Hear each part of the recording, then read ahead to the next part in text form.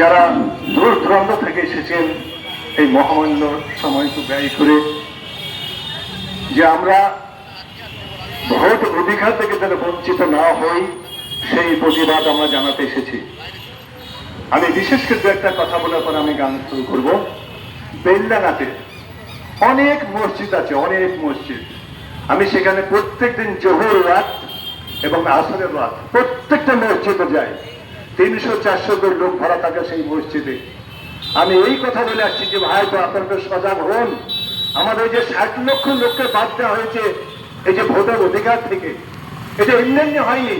তাদের হীন উদ্দেশ্য কেন্দ্র সরকার, এই যে বিজেপি সরকার, যে উগ্র হিন্দুবাদী সরকার, তাদের পরিচালিত সরকার আমাদেরকে একটা বিশেষ শ্রেণীকে তাদেরকে বঞ্চিত করতে চাইছে ভোট অধিকার থেকে। তাদের লাভ হবে যেটা বিহারে করেছিল আপনার। আমরা এই দাবি তুলছি, যে কথা আপনাদের সম্মুখে আমি বলছি, ঠিক মসজিদে আমাদের মুসলমান ভাইদের এই কথাই বলে এসেছি যে আপনারা একটু সচেতন হন, একটু বুঝুন।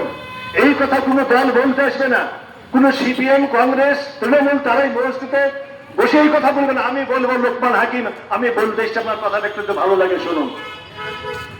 প্রথমে একটা উদাহরণ দিয়েছিলাম, প্রত্যেক মসজিদে দিচ্ছি কি তাজদার মদিনা হযরত মুহাম্মদ তিনি বলেছিলেন একটা কথা, আজ থেকে 1400 বছর আগে। কি বলেছিলেন? যে কোন স্বৈরাচারী শাসকের সম্মুখে দাঁড়াইয়া ন্যায়সঙ্গত কথা বলা সবচেয়ে উত্তম জিহাদ। জিহাদ শব্দের অর্থ হচ্ছে অন্যায় প্রতিবাদ। অতএব আমাদের যে 5 লক্ষ লোকের একটা ন্যায্য ভোট, যারা ভোটের অধিকার তাদের কথা বাদ দিয়েছে, আর 60 লক্ষ লোককে বিচারাধীন অবস্থা, তাদেরকে ভোট দিতে দেওয়া যাবে না। লক্ষ্যে কি? তাদের উদ্দেশ্য কি? যাদের ভোটের অধিকার নাই, তারা দেশের নাগরিক নয়, অতএব তাদের দেশ থেকে তাড়াও, তাদের জন্ম সম্বন্ধে কিনে নাও। এটাই হবে শাসনের ডিটেনশন ক্যাম্পে হয়তো বললেও হতে পারে। তাদের এই রাস্তা পরিষ্কার। এই কথাটা আপনারা মন্দিরে বলুন, মসজিদে বলুন, পাড়ায় বলুন, যতগুলো লোক আছে আমরা সব জায়গায় আমার দলের নেতৃত্বে আওয়াজ তুলুন। একদিন ওই শাসকরা ভয় পাবে। তাই তো বিপ্লবী কবি নজরুল ইসলাম একটা কথা বলে গেছেন, সে কথা হচ্ছে এই, সিদ্ধ চাঁদারে সারাতে হন মাটির মমতার রসে, এই ধরনের জনগণ হাল পাবে তাহাদের বসে।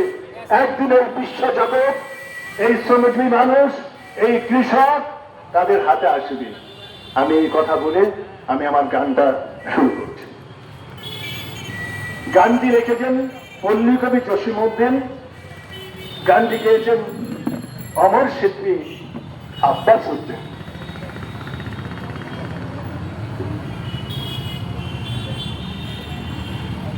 চল যাই চল মাঠে নাঙল বাইতে, চল যাই চল মাঠে নাঙল বাইতে, গরুর কাঁধে নাঙল দিয়ে খেলতে খেলতে খেলতে, চল যাই চল মাঠে নাঙল বাইতে, ও বাজান চল যাই চল মাঠে নাঙল বাইতে। মোরা সকাল হতে সন্ধ্যা সাথে মাঠে নাঙল বাইতে, কত নাটক সইতে কাদার মাঠে রইতে, তবু কেন পাই না খেতে আমরা, তবু কেন পাই না খেতে, পারো কি যে সইতে, চল যাই চল মাঠে নাঙল বাইতে, ও বাজান চল যাই চল মাঠে নাঙল বাইতে। ওরা গরুর কাঁধে নাঙল দিয়ে ঠেলতে ঠেলতে কাদার মাঠে রইতে, কত নাটক সইতে, তবু কেন পাই না খেতে আমরা, তবু কেন পাই না খেতে, পারো কি যে সইতে, চল যাই চল মাঠে নাঙল বাইতে, ও বাজান চল যাই চল মাঠে নাঙল বাইতে। মোরা নাঙল দিয়েছি যে মাঠ বুকে রেখে চাইতে, বুকের আগুন সইতে ওদের আগুন সইতে, মাছরিলে ফলে ফসল মাঠে ফলে সোনের ফসল, ও ফসল ফলে না কক জইতে, চল যাই চল মাঠে নাঙল বাইতে, ও বাজান চল যাই চল মাঠে নাঙল বাইতে।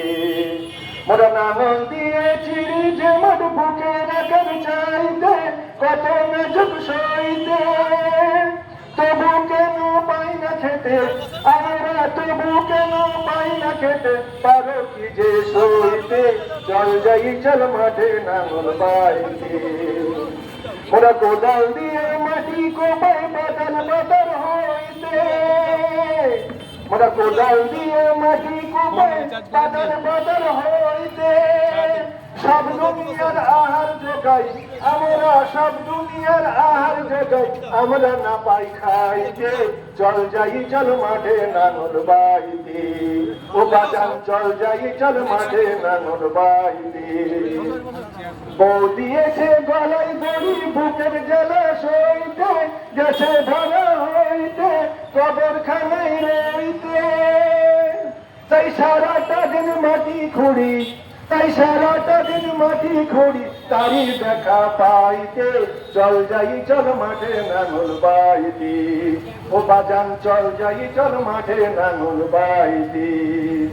এবার মাটি খুঁড়ব রে ভাই কবর তলায় যাইতে, পারি না চুপ সইতে একলা ধরাই রইতে। তাই একবারে মরা ভালো, তাই একেবারে মরা ভালো জ্যান্ত মরার চাইতে, চল যাই চল মাঠে নাঙল বাইতে। ও বাজান চল যাই চল মাঠে নাঙল বাইতে। কংগ্রেস ডান্স